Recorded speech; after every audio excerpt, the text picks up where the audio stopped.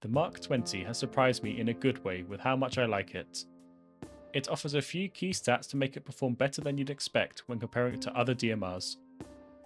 It has the lowest rate of fire out of the 3-shotting DMRs, but I believe its other qualities make it better than every other DMR currently in the game. Let's take a look.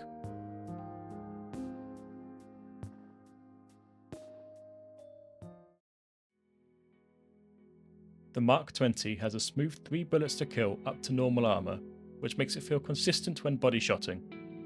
It is the only DMR to offer the same body shot bullet to kill number.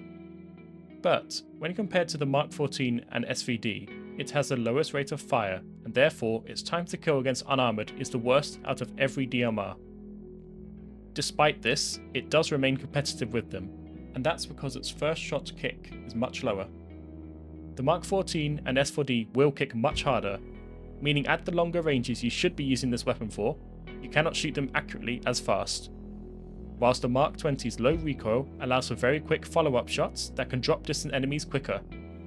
In summary, the Mark 20 performs worse than its rivals up close, but at medium to long range distance, its follow-up shots are fast, resulting in more accurate shots on targets.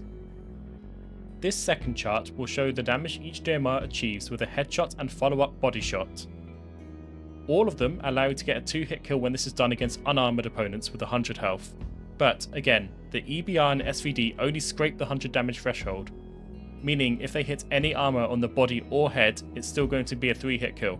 The 117 damage from the Mark 20 means it can still 2-hit kill through some light armor or helmets, but not both. Who cares, I hear you ask? Well, the Mark 20 passes a breakpoint to achieve a 2-hit kill on the sniper class, something that all DMRs will be fighting against very often. Snipers can only run empty helms, but most snipers will either be in light or ranger armor, meaning the Mark 20 can 2-shot distant snipers through the default and also the meta sniper loadout, unlike its faster firing rivals. This also means it can kill at range faster than the M110, as both guns will kill snipers with 2 hits, but if the Mark 20 gets a headshot, its faster rate of fire will kill them much quicker. So, whilst the Mark 20 looks unimpressive on paper, its low recoil allows very fast long-range shots, and its high base damage number means it feels the most consistent out of every DMR at reliably killing opponents, both with body shotting and headshotting at long ranges, which is probably what you picked a DMR to do.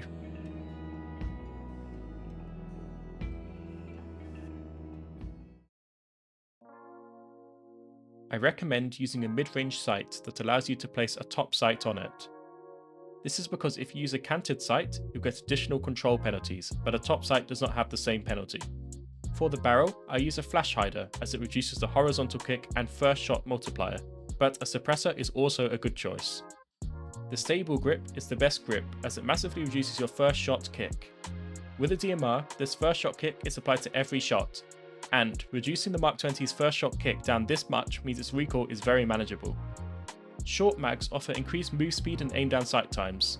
I used them for a lot of this video, but I ended up switching back to normal mags for recoil benefits. Both are viable. A red laser side rail helps for close quarters with this gun, allowing you to hip fire instead of aiming down your ACOG sight.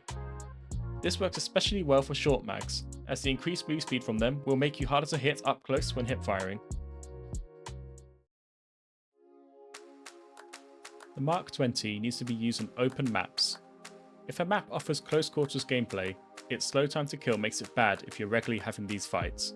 And, as discussed, its close range capabilities are the weakest out of all DMRs. The Mark 20 plays much like a sniper, and it has a very high bullet velocity to match, meaning the most important thing is to seek out cover.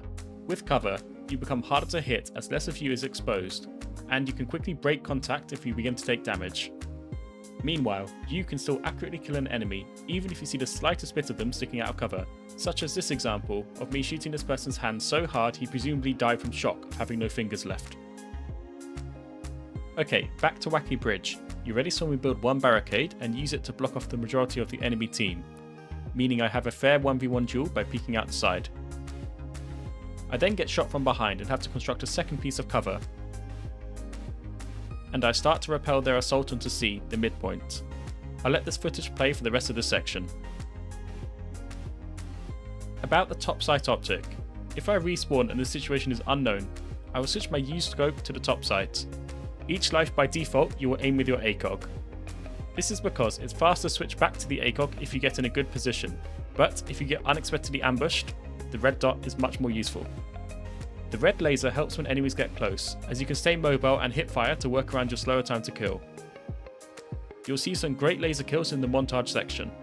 The red laser doesn't show up when aiming with the ACOG sight, meaning it doesn't get in the way for long range snipes, but it's there if there's a surprise visitor in your nest. The small ammo box is essential. You want to be in light armor to run and aim as quickly as you can, and the small ammo box provides extra primary ammo once you have found a spot to shoot in, as you only get 4 magazines. If in the future the ammo box is removed from the assault class, you can then call in air supply drops, which work similarly. There will be times where you headshot and then the enemy breaks contact before you can finish them. If you notice this occurring regularly, I would suggest moving to a sniper rifle, as you now have good enough aim to achieve consistent one-shot kills with snipers. The Mark 20's 1100 velocity makes it handle very similarly to a sniper, but as it kills much quicker with body shots than snipers, it makes it more forgiving, especially up close compared to a bolt-action rifle.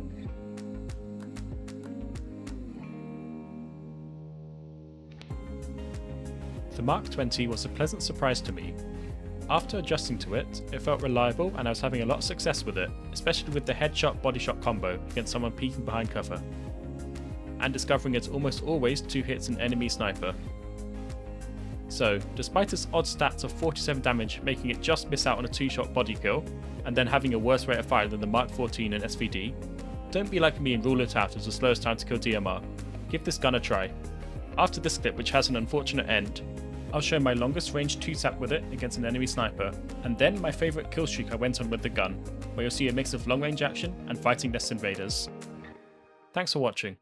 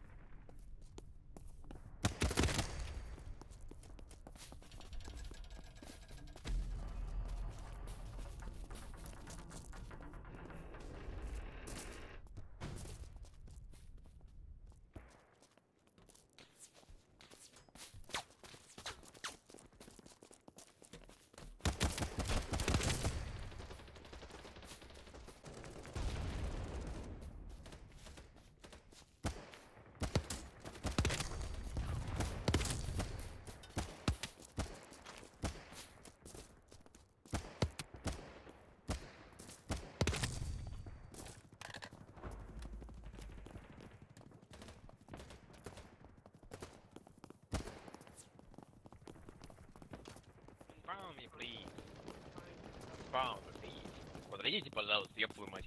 Спасибо.